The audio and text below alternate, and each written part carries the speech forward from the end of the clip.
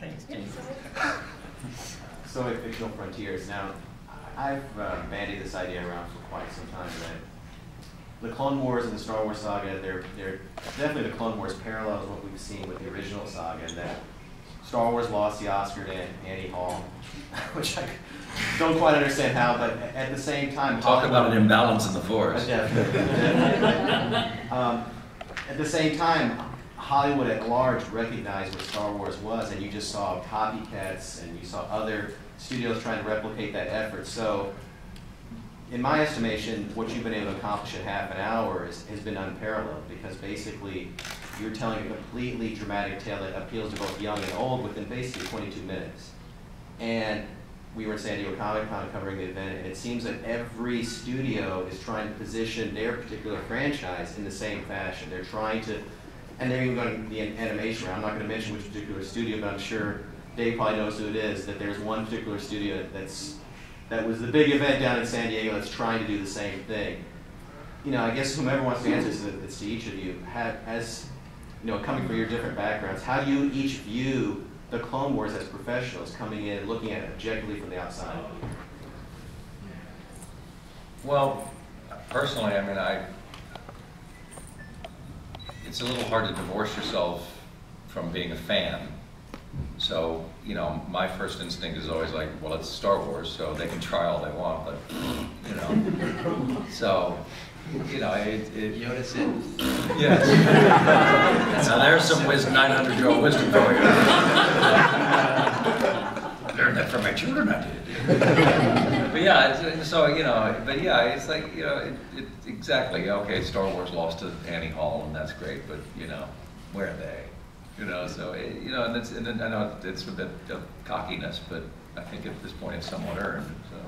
There's something about Star Wars that's just magical and special above everything else. And even if it's, you know, not critically acclaimed as much as it could or should be, the fans, you know, that's what makes it what it is, and nothing can touch Star Wars. Yeah, but there is a big chowder, you know, convention next month, so But I think that's also the great thing about the Clone Wars is it has been, I think, fairly well critically accepted as, you know, one of the best things on television, and I concur completely. And it's just, people have to start looking at the stories that you guys are putting together, Dave, and that is what drives any good. Look at Pixar. Why are they so good? Because their stories are, you know, close to perfect. Well, these episodes can have the greatest, you know, actors in them, and voice actors and people and sounds and things, but if the story is no good, who's going to care? And why are fans that grew up with Star Wars now introducing their children to Star Wars? Because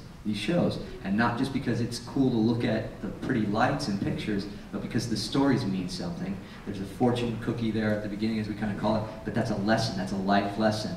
And that goes along with Dave Filoni's way of life and thought process, and George Lucas's, and that's a really good thing. So no matter what anybody says, at the end of the day, this show is giving people so much more than just entertainment. I mean, I know the vast majority of the audience, the dads and the moms that are watching this with their kids, they watch it and they enjoy it. But I've had people come up to tell me that they talk about the fortune cookie with their children. What does that mean, Dad? Well, and they have a discussion about it. And I'm going, name me another cartoon that's ever happened ever. It just doesn't. It's just, you know, it's amazing. Well, and not even another cartoon. How many other shows on television right now can the entire family sit down and watch together, and the show is for the entire family? I mean, there's some kid shows that, the parents are going to watch, but they're not really made for the parents. This is for all ages, and all ages will enjoy our show, and there's not many other shows on TV. There's nothing like it. I mean, it's really nothing like it.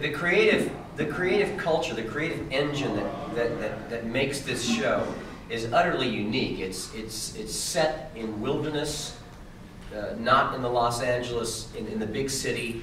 I think it's run by people and served by people who themselves are genuine enthusiasts for what this makes, and who each individually expect and try their best to exceed expectations and to outdo what has just been done, which was remarkable in any case. And so you have this creative machine, this engine that continually outdoes itself. And the proof is in the pudding. When you sit down and you watch these shows, it's like nothing else. It's like nothing else that you're seeing on television in the way that it grows and the way that it continues to make new creative choices that are risky but that are successful. I mean, it's such a unique thing to be involved with, but it really feels like it's different from the normal studio or Hollywood machinery that produces other stuff that can be very good, but this is a standalone, different creature, is how it feels to me. It's a real thrill to be involved with it. And I think, creatively, as far as other studios are concerned or whatnot, I have friends in all these other studios. I mean, they're all working hard too. I don't put myself on any kind of pedestal by any means. I mean, I came up through the industry and learned from some incredibly talented people along the way, and I've applied a lot of that knowledge to the way I run my own show now for George, and a lot of the knowledge I've gotten from George.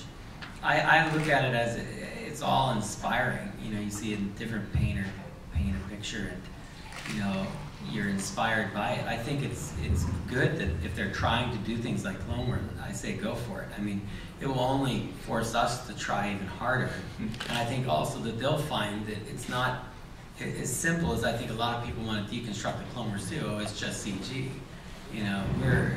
That's such an understatement. I can't even explain it.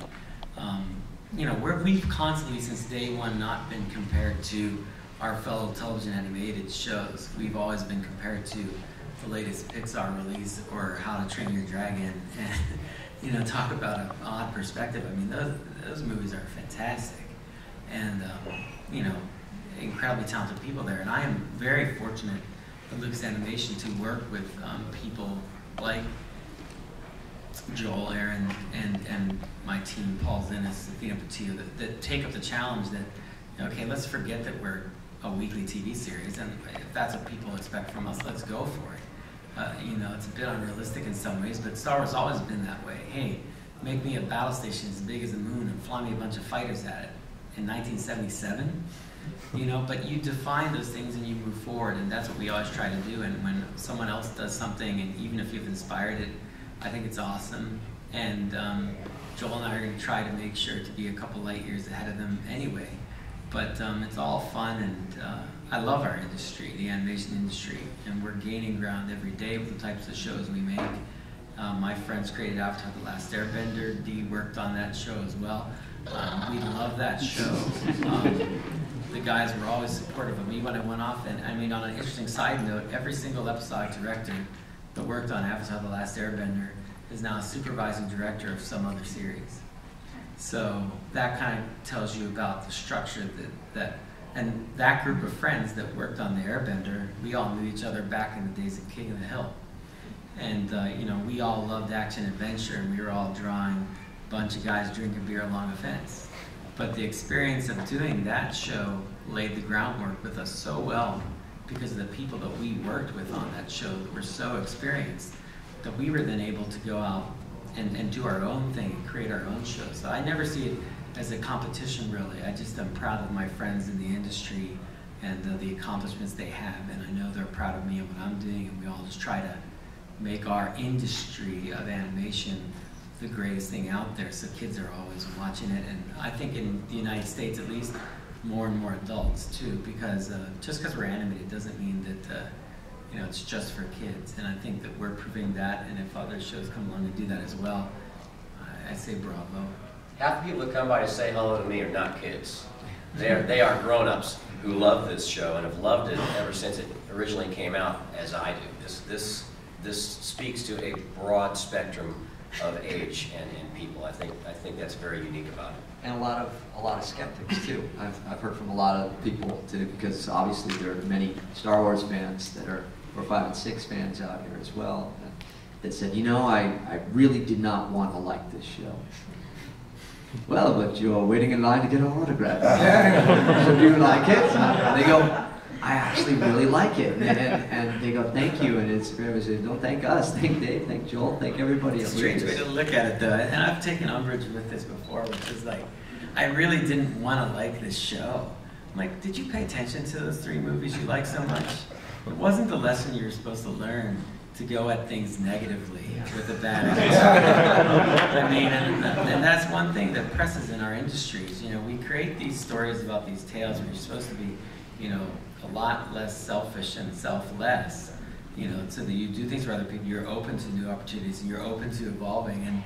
And it's funny how a lot of fan bases get very tight and conflicting and they always want to fight. It's like they're perennially stuck in the Empire phase. But I guess that's a fun phase. They like the conflict. So anyway, we're getting too far down the track here with the